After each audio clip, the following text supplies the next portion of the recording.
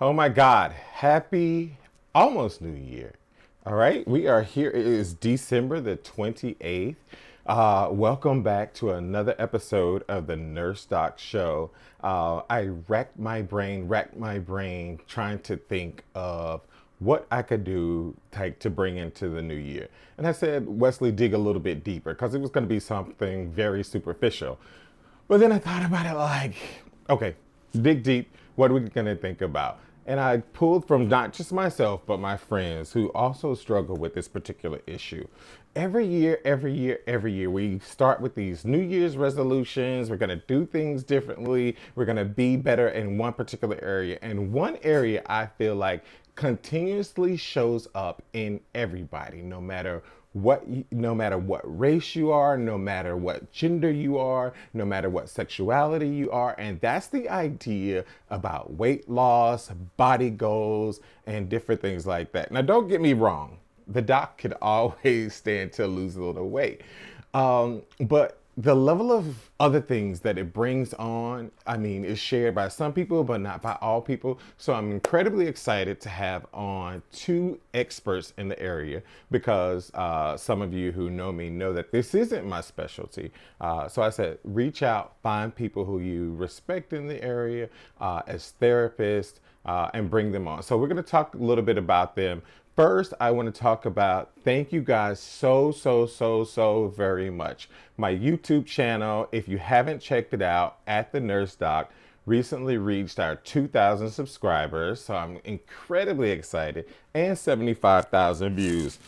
And for those of you all who know about like YouTube and like the algorithm, the more the better you have, and all that other stuff. So my channel gets monetized and I receive money for basically doing this particular type of work. So yes, I love it. I love it. I love it. And thank you so much. I see people tuning in. So we're live on Instagram, Facebook, LinkedIn, Twitter. What am I forgetting?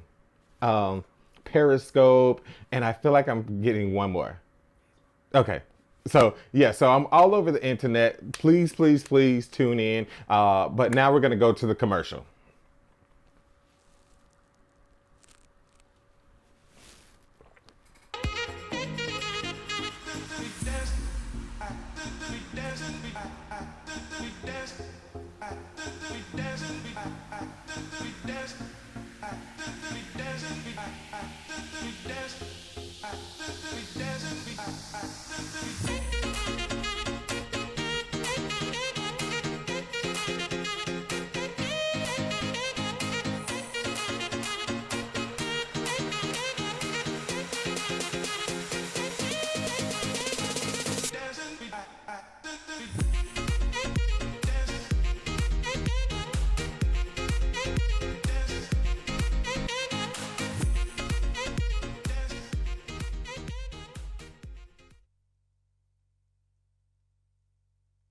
Okay, I muted myself so you don't hear me.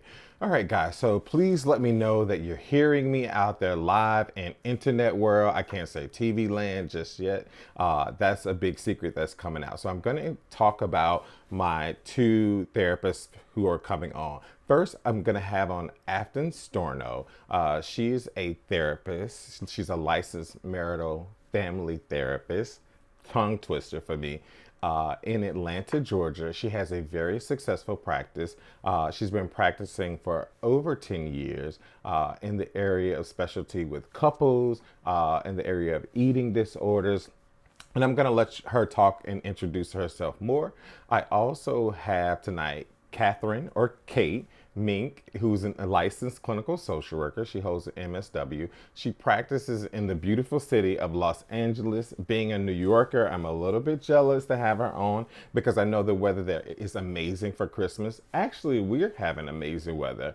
And I'm going to have them introduce themselves. But first, also, I have a bit of a surprise. We're going to be using Poddex as part of our interview. So Poddex is a little bit of a sponsor of the today's show. And so, yeah, so I'm going to shuffle the deck and we are going to we're going to bring in them. Okay. Hey, Kate and Afton, you hear me? Yes, I do. Kate, Yep, can you hear me, Kate? gotcha. Yes, I can. Perfect.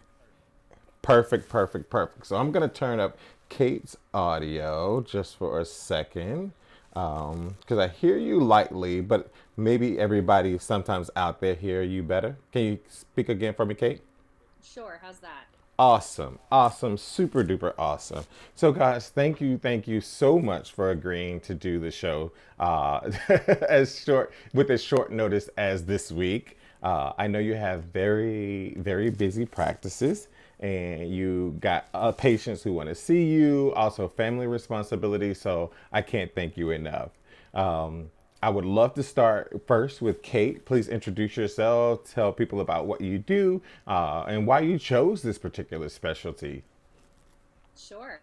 So, like Wesley said, my name is Kate Mink. I am a licensed clinical social worker in Southern California, and I specialize in trauma work with young professionals. So, I work with young 20s and 30 something women to explore life balance, to heal from the effects of developmental trauma, in particular, relational trauma, and to help them reconnect to their values and live their most authentic life. That is my passion. That's what fills up my cup. I am an incredibly passionate advocate of working in a body positive space.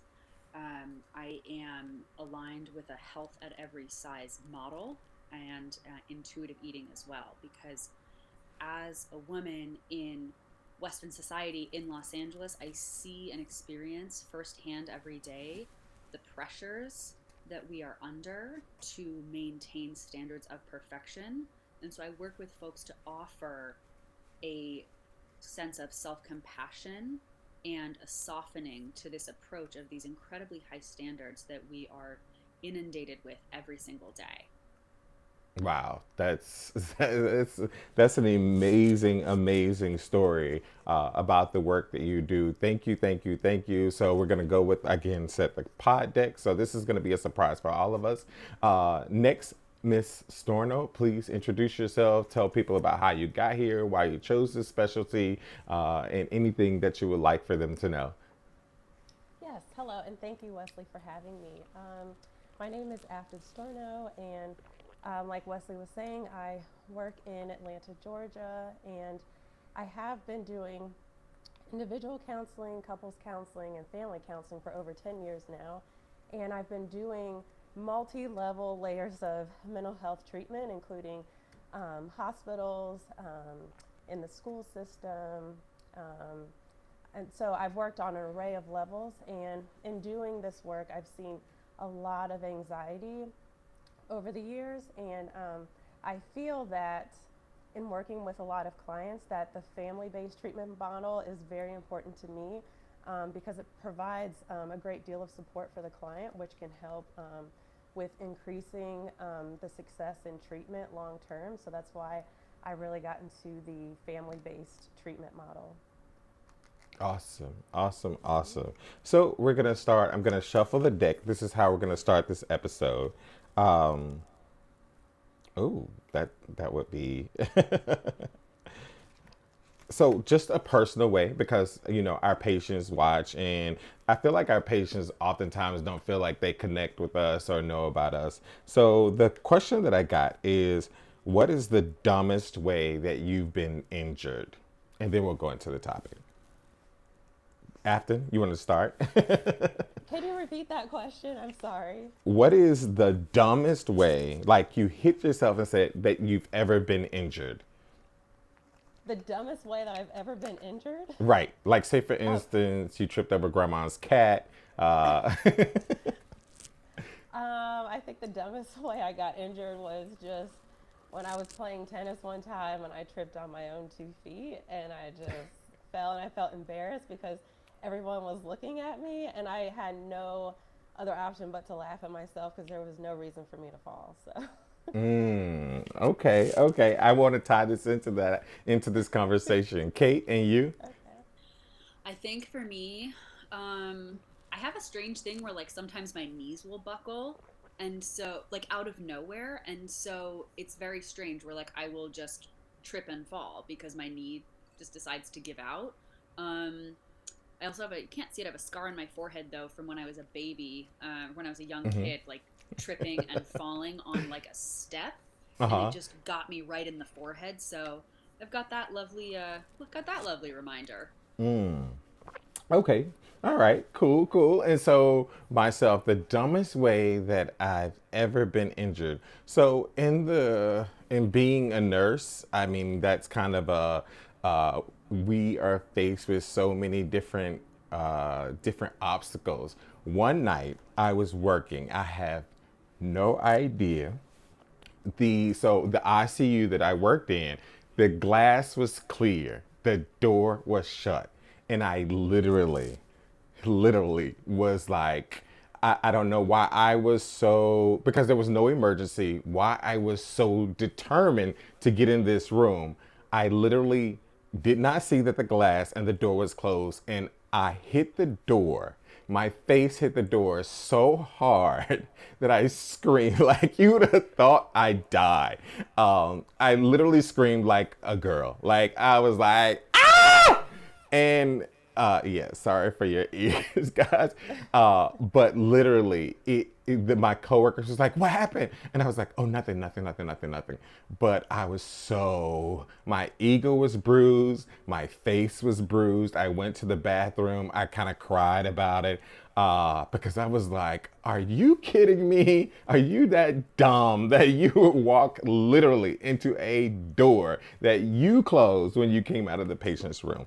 Anyways, I say all that because I think about like I said, I don't treat this particular specialty, but I have friends, and I've also struggled with like body image issues. Like as a teenager, I remember not eating for like days and days at a time to remain thin, and different stuff like that. But now that I look back on that, and some of the things that my friends even say is they feel dumb that they can't beat this weight thing. Like, say for instance, we go to college, we get college degrees, we do all these really amazing things, but people get so caught up, or they've gotten so caught up in trying to lose weight and feeling frustrated that it's just become this constant thought about why I can't do it. Why can't I lose something that's so small? Like for instance. So I would love to start with you, Afton. Like, is that a theme, a constant theme? And what's a good way to deal with that?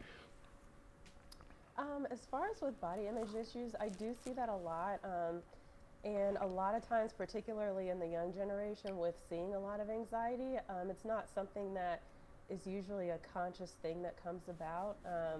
People feel anxious, and so that makes it difficult for them to want to eat, or sometimes they may do binge eating as well, just to as a form of coping, and so it turns into this an eating disorder, or you can develop a fixation on certain parts of your body that you want to focus on because you don't have a sense of control around you.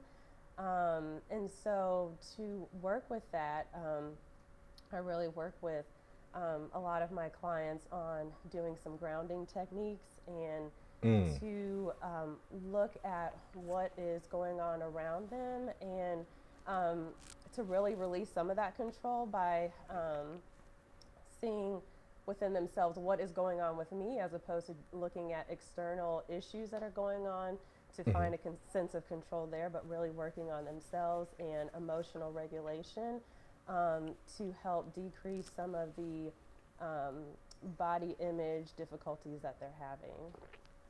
Right. Wow. And Kate, do you find this as a general theme or in any way part of what your patients or that you think people struggle with and feeling dumb that I can't beat this particular dragon about losing weight or about having this body and all those pressures that Afton spoke about? Absolutely. And as you asked the initial question, Wesley, I was thinking about maybe a little bit of a shock value statement, but it's true Mm. that guess what? You can't beat it because it is ingrained in our society. And when we look at body image and eating disorders, Mm. and as well as disordered eating, we would make a distinction between those two. It doesn't matter if you live in Los Angeles, it doesn't matter if you live in the middle of Kansas or wherever. it is rampant. And so on our, like, you can't beat it, right? Because it's so Mm-hmm. inundated every day. What we can do, like Afton was talking about, is give our clients coping skills, right? A lot of grounding. In my work, what I see with trauma is disordered eating, eating disorders, um, over exercising, manipulating our food is a response to some type of trauma, right? When Mm-hmm. we're traumatized, we lose control, we lose autonomy. And if I, as a client, have been through that, there is a process somewhere in there that is saying, well, I can control this one thing, right? I can control my weight, I can control what I put in my body, I can control how much I exercise, and that gives us a sense of autonomy and control and like shoring up our internal resources.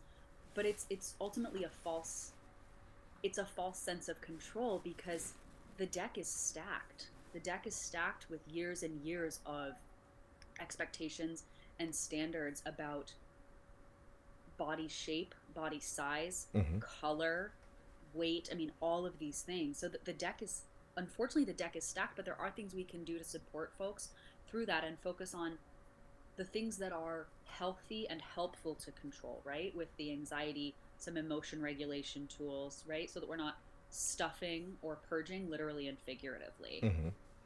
Right. You know, one of the things that you brought up, like, and I like that you noted for everybody that there is a difference in body image and body dysmorphia. One of the more popular individuals and celebrities who struggled publicly with body dysmorphia is Michael Jackson. I mean, we all learned that in in our schools of psychology, whether you be in social work, whether you be in psychology, about the public struggles of Michael Jackson to do different things to his skin. And also, you know, in the title, we talk about like kind of body image, weight loss. Can you clarify for folks in a way that makes sense, Kate, what you mean between the difference between body dysmorphia and body image or body shame?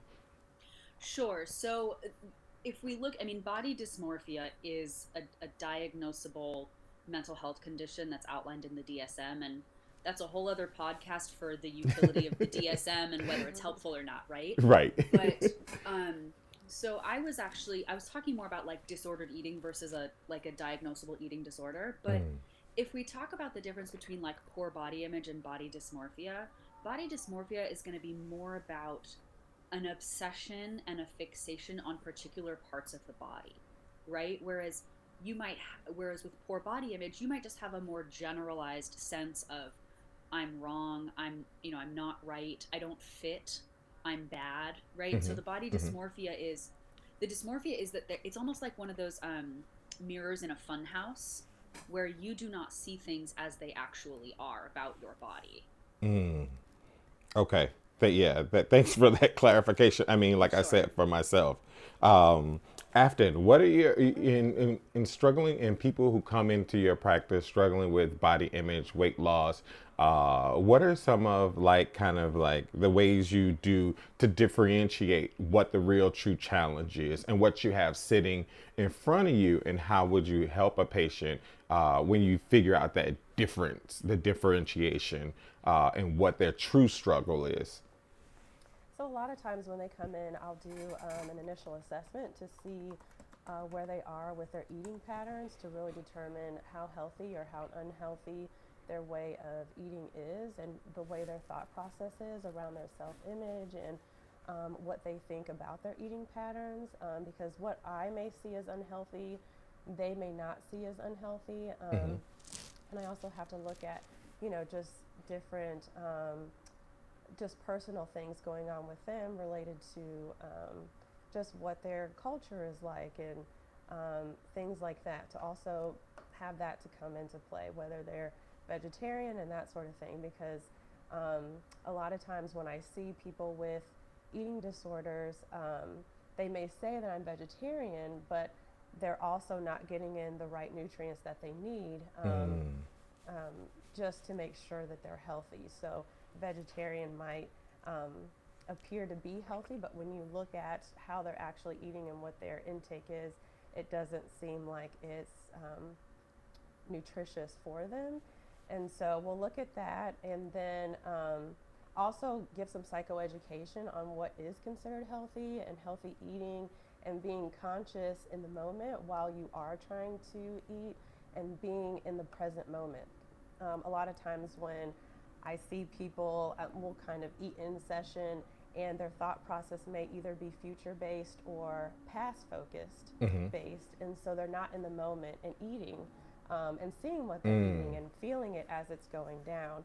So I try to sit with them and let them determine whether they're feeling full, or if they are feeling satisfied, because a lot of times they may not even notice the difference between feeling full or satisfied. And then for people who are having difficulties with just being anorexic or bulimic, you might see where they're just not really wanting to eat because they're feeling anxious, and they'll just say, well, I'm not hungry.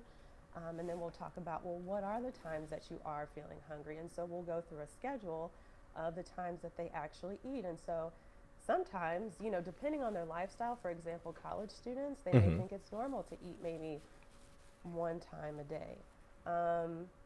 But that's not substantial for the busy schedule that they may have during the day. And so you'll see symptoms like headaches and feeling dizziness, mood changes, and they don't see that that can be relevant to their eating patterns. So we go through all of these things and provide psychoeducation on how your way of eating may also affect your mood, and it can influence your depression and just your how you see yourself.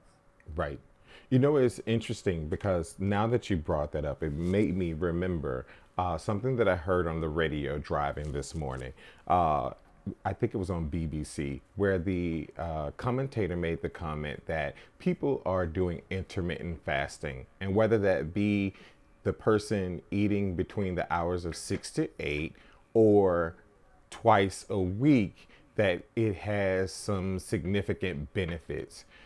Kate, when you hear that, or you have heard about intermittent fasting, when I heard him say sometimes twice a week, that has some benefit, I was like, benefiting who? What are your thoughts when you hear that, Kate? Like twice a week, and this being on BBC, by the way. Right. So I take real big issue with that, because I have so many different thoughts about the way this could go, but I'm going to focus on the question, which is what I think about that is that it is harmful, because the BBC is a very well-known outlet, a very reputable outlet, and so people are likely to trust it. However, your brain, so we're talking about eating twice a week, right? Maybe. Right. Exactly. Your brain needs the equivalent in carbohydrates of 9 slices of bread per day. That's Wow. one fact. Right. So I would encourage people to look at the science behind something like that. Check out the benefits, but also look at the drawbacks. So intermittent fasting is dieting, right? 95% of diets do not work. 95% of people who go on diets gain back all of the weight that they lost, plus more, within 5 years. Here's what I take the most issue with. Folks who have been through trauma, which is all of us, because it occurs on a huge continuum. Right. One of the hallmarks is a disconnect from our bodies and an inability to trust ourselves. So the issue that I take with something like intermittent fasting is we are not teaching folks to trust their bodies and connect to their bodies to figure out what their needs are. That's my biggest bug with this. That's I like that. really upsets me about something like intermittent fasting. You're not teaching people to trust their bodies. I like that. And trust that they can, when they reconnect in a healthy way, figure out what their needs are. We are continuing this narrative in our society of being disconnected, whether it's being on our phones all the time, whether it's doing intermittent fasting. We are staying disconnected, and we are not learning how to we are not encouraging people to trust themselves. After you are on about this particular issue, especially when it comes to working with couples as a marital and family therapist. I'm sure people come in with this as part, either the partner's diagnosed with that, or the wife or the husband, or both of them, and they picked up this information about intermittent fasting. What are your thoughts about intermittent fasting, and what about people do you think you can help them through? What do you think about it? Um, I don't, there's a lot that could be said, but I don't really agree with it. Kind of like with what Kate was saying, that it doesn't help people in the therapeutic world to be in the present moment with their bodies, to really feel what their body is actually telling them. And we're just kind of going off of a lot of just a rule-based kind of diet plan where it's too structured, and sometimes too much structure can increase more anxiety, more depression, and it can also cause just a sense of failure, which isn't what it should be about. It should be about just being more conscious about what you're taking in, and really praise yourself for just little achievements that you are able to make. I just don't see where it could be sustainable in the long run Right. for intermittent fasting. And if it's not sustainable, then chances are then it's not going to be a success in the long run for you as a person. I like that. So even at the most, I think, liberal of what the speaker was saying, 6 to 8 hours each day is the window that this person has to eat in. Would both of you agree that it's still just not advisable, not healthy, and that is, and people aren't trusting their bodies and being present with their bodies? Yes, I 100%. would say yes. Wow. And especially to go in the beginning of the day to not have anything to eat. A lot of people are starting off their work days pretty heavily or their school days pretty heavily, and to not have anything substantial in your stomach. I mean, how can you expect a good level of focus when you're first going to work, or to be in a good mood and to have a lot of energy if you don't have anything in your system?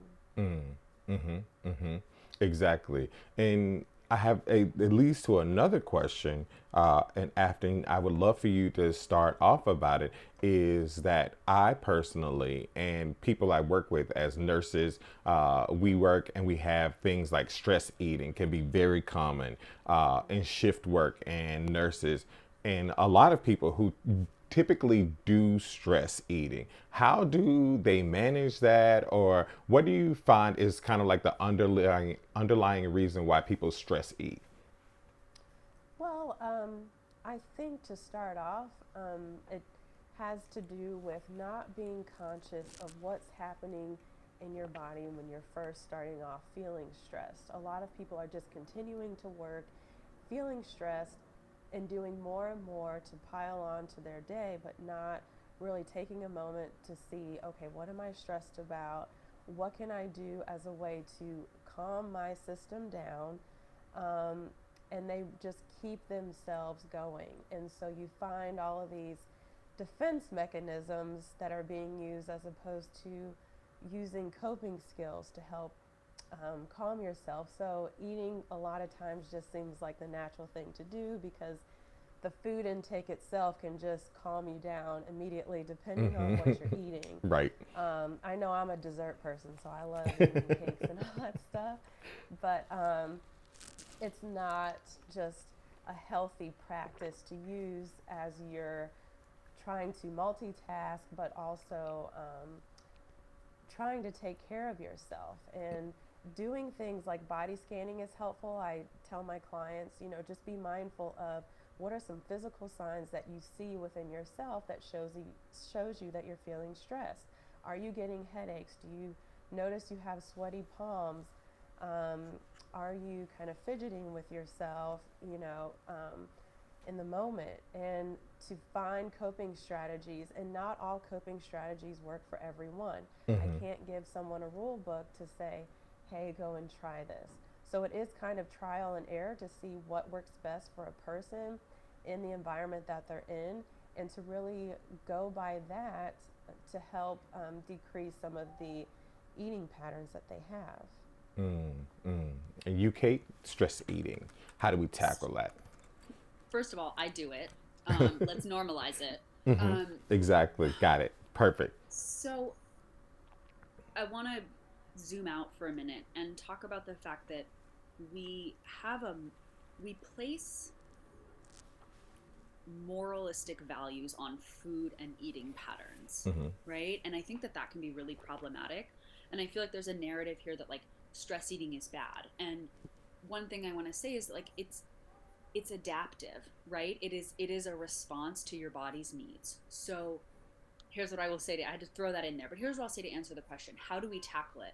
I think really, like Afton said, I would echo that there are ways to do body scans, right? To understand and connect to yourself in the present moment. Just like disordered eating or poor body image is a symptom of a larger problem, so is stress eating, right? It's not about the food. Just like for alcoholics, it's not about the alcohol. It's about a larger symptom. So getting some mental health support, right, around learning how to reconnect to yourself. Do the internal work of body scanning, learning what your bigger issues are, what you're coping with, right? Because this is a response to bigger stressors, particularly for nurses, or Afton, I know you said you worked in hospitals, right? Working these 12 plus hour shifts, 12 or 18 hour shifts. Guess what? You don't probably have time to sit down and say, I'm going to go take a walk outside and I'm going to take 30 minutes to breathe and have a really connected eating moment. It's like, what can I get? All right, on to the next patient. And so it's part of what I'm saying is it's part of a larger societal systemic problem and capitalism of the way that we treat productivity and time management, that we don't give people the time to connect to themselves. Right. I'll be honest. The reason why I connected with both of your work was because in the way that you describe your practice online, was you talk about that you both tout meditation as part of what you teach patients, and that being a technique to help people connect with their body. Can you explain how or what type of meditation technique you would talk through patients with, Kate, to connect to their body and do that whole body scanning? Because I can like say, oh yeah, I'm nodding my head and I can tell that my head is nodding. But what is deep, it's a bit deeper than that. So if you could explain that for folks, that would be great. Sure. So what I will typically have folks do is just kind of get settled in their chair or wherever they are, right? The greatness about meditation and mindfulness is you don't have to set aside a bunch of time. So what I will typically have folks do is get settled while they're walking or sitting, and just take a deep breath to kind of slow down. And then I usually have them start at their head and I walk them through the different parts of their body, just asking them to notice, right? I just ask them to, as neutrally as possible, notice any sensations from their head all the way down to their toes, because it's really about slowing down. The other thing I will ask folks to do in terms of reconnecting to their bodies is, this is sort of it's in the same family as mindfulness, is when they're noticing different feelings and emotions, I ask them what that feels like in their body, right? So for me, I experience anxiety in like my diaphragm, right below my rib cage. Okay. And so I know that, let's say I'm at home and I get home after a long day and I'm kind of standing at the refrigerator or the pantry and I'm just grabbing whatever I can. If I can stop and just take a deep breath, I might notice that there's some anxiety living in there. And that's what I mean by noticing the bigger factors of like, oh, this isn't necessarily about the food. I may actually be hungry, right? But there's probably a combination that like, this is a bigger symptom and a bigger thing going on here that I'm trying to use food to soothe. Which, by the way, is not a bad thing. I want to take the moral value off of emotional eating and stress eating. Right. And I love the fact that you started the conversation answering the topic with normalizing it, because because I think that a lot of time people, we place these, and you all both know as cognitive behavioral therapists, this label as things are good and bad versus they just the way things are, and being conscious of them is the most important thing, as opposed to going through the disconnect and the discord of saying, oh, this is bad, I'm shameful because I'm stress eating. That's never helpful. But to normalize it as a regular part of life, as a part of a bigger societal thing, that is just become part of the way capitalism works. That's just kind of like the truth of it all. And I want to talk about my trip to Cuba and their 15 eggs a month rations. But so Storno, we're going over to you. Like I said, about meditation. How do you work with patients surrounding meditation, and what is that like? You say connect to your body and connect to like what's going on. How does that work? Very similar to what Kate was saying, with having them to get in their most comfortable position, because sometimes people just have a natural stance sometimes of being in a tense position, and that in and of itself can create tension inside. And I have them to recognize their breathing. If they're breathing these short breaths, sometimes that can exacerbate the feelings of anxiety. So I'll have them to breathe deeply in through their nose and release kind of the bad energy out through their mouth. And then I will have them to listen to calming music in the background. And I'll just have them to pay attention to my soft tone of voice, because tone of voice is also crucial with kind of lowering the level of anxiety that you are feeling inside, and to kind of create this nice environment. And then we'll also kind of just talk about what are some things that you're feeling from head to toe, and we'll go through each body part from what's going on in your mind. Are you feeling tense? How are you feeling in your shoulders? And have them to give a voice to the feelings that they are experiencing. Sometimes people can feel frustration because they don't know what they're actually feeling. So just kind of guide them to have them to see, what is it that I'm actually feeling? I may feel this dysregulation inside, but I'm not really sure what I'm experiencing. So just asking some questions around that. And then through that exploration of what's happening, it really is a gratifying experience, because they get to know what is going on during the time that I'm feeling stressed out. And then that can also help them kind of help regulate their emotions in the beginning stage before it exacerbates to something like a panic attack, which at that point, a lot of people are feeling out of control, and they're not really sure what to do at that point. And that's a very helpless feeling. Right, right. Oh my goodness. So we've come up to almost 3:15. Thank you both. Thank you both. So we're going to end this, and I'm going to ask you the big question. And you are in the hot seat after weight loss as a New Year's resolution. Should we get rid of that, or should we hold on to it as this common tradition people are doing? Because the gym be like packed in January, by the way. It's packed. Right. I don't know if that's, maybe there needs to be a reframe around that, with having it to be something that's more positive, because exercising can, just help with endorphins and just make you feel really good. And maybe there needs to be just a step-by-step process with that. Maybe not have it so general by applying numbers regarding weight to it or anything, but just as a way of coping, or just as a lifestyle where you do need to get out and just maybe feel like you want to go take a walk sometimes to release some energy, but not necessarily have it as a particular goal that you have to strive for, but maybe it's something that you want to do just to improve yourself in general. Okay. Kate, I walked through your door. Hey, I've been struggling with weight. I'm starting my New Year's resolution. I'm starting therapy, and I want to lose weight. Weight loss is part of my resolution. What do you say to me? How do you help me? Is it something I keep in my New Year's resolution, or do something else?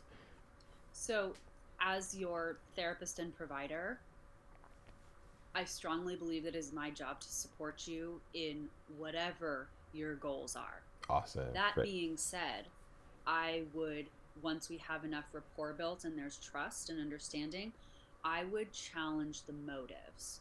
So, not the weight loss itself, but what are the motives behind it? You know, we started this podcast talking about, we did some talk about stress eating Mm-hmm. and controlling our food, and we talked about feeling so out of control in other areas. I would take a deeper dive into what the motives and desires are behind the weight loss. One of the reasons I love the concept of intuitive eating, and by the way, not the way it's been co-opted by Fitspo inspiration professionals, but true intuitive eating, which was pioneered by Evelyn Tribble, right? Mm-hmm. Mm-hmm. These 10 principles of intuitive eating. Mm. Intuitive eating is anti-weight loss. It is anti-pursuit of weight loss, excuse me. Okay. What intuitive eating talks about is that weight loss may happen, but what is most important is these healthful, sustaining behaviors. So if you want to leave, Wesley, if you walk through my door and you say, I've been struggling with my weight and I want to lose weight, I say, okay, cool. Let's check that out. Let's talk Mm-hmm. about that. What's that about for you? Where else in your life do you feel out of control that you feel like Mm. this is the one thing you need to manage? Mm-hmm. I would encourage people to look at the concept of intuitive eating, right? There are 10 principles that are associated with it, right? And yeah, you're right. The gym is packed at New Year's. I go to spin class. The January 1st class has been booked up and waitlisted since last week, Right. you know? I'm one of them. Yeah. And hey, none of it is wrong. None of Right. it is bad. My point is, what I encourage you to do when you walk through my door is take a look at your motives for wanting to lose weight. Do you Mm. truly want to lose weight, or do you want the benefits and the acceptance that are associated with being in a smaller body? Right. Right. Wow. Well, definitely. So I'm going to say, so Justin said, thanks for the topic, guys. It was very needed. You're welcome, Justin. Norma Rogers pointed out, she said she think you made a very excellent point, Kate, during the show. I know Charisse gave a thumbs up to Afton when she was talking about like the things of connecting with body. And we started this show. I think the most important thing is being compassionate to ourselves. You opened it up, Kate, when you talked about being compassionate. I think that we put ourselves under a tremendous amount of pressure. And we like, I mean, the old adage is true. We are our own worst critic. And we stand in our mirror and we tell ourselves all these things about ourselves. And even worse, now we have social media that tells us about ourselves and that we're not beautiful. So I really, really, really appreciate both of you guys. I would love, Kate, please tell people how they can reach out to you, how they can find you on all these social media platforms, and what's the best way to contact you if they're interested in starting therapy with you. Perfect. Thank you, Wesley. And before I give my contact info, I want to say thank you so much for having me on at all, but particularly around this topic. It's one of the things that I'm the most passionate about. And so I'm so grateful that you brought this topic to people's attention, and it's very timely. So you can find me on Instagram at Kate Mink Psychotherapy, spelled like it sounds, KateMink like the fur, Kate Mink Psychotherapy. And then my website is kateminklcsw.com. And you can submit a contact form through there. Or if you'd like to email me directly, kate@kateminklcsw.com. Awesome. Awesome. Next, and you, Afton? Oh, and Wesley, I wanted to thank you so much Oh, for having me on today. thank you both. I'm the one that's flattered, by the way. But you can contact me through psychologytoday.com. My business is called Aspire Therapeutic Services, and you can email me through that website, and I'd be more than happy to email you back and reach out to you after that. Okay, awesome. And as both of you probably know, and some people who see the work, teletherapy. Do you offer teletherapy, Afton? I don't know, Okay. just in person. All right. And how about you, Kate? Yes, I can provide teletherapy services in the state of California. Awesome. Awesome. So you guys heard it. Well, thank you so much for taking the time. We're out of time. I'm over time as usual because I talk a lot. And thank you. And I'll talk to you guys later. Thank you Okay, so much, thanks. Wesley. Bye bye. Bye. Oh, so thank you all for tuning in. I can't thank you enough. All of you who tuned in on LinkedIn, Instagram, Facebook, Twitter, and I feel like I'm Periscope. I'm okay. All right, they're motioning from the switchboard. That is Periscope. So thank you. Again, tune in to my YouTube. I'm at 75,000 views. I want to be at 80,000 views by the end of this. So share with everybody and have an amazing, happy, and blessed new year.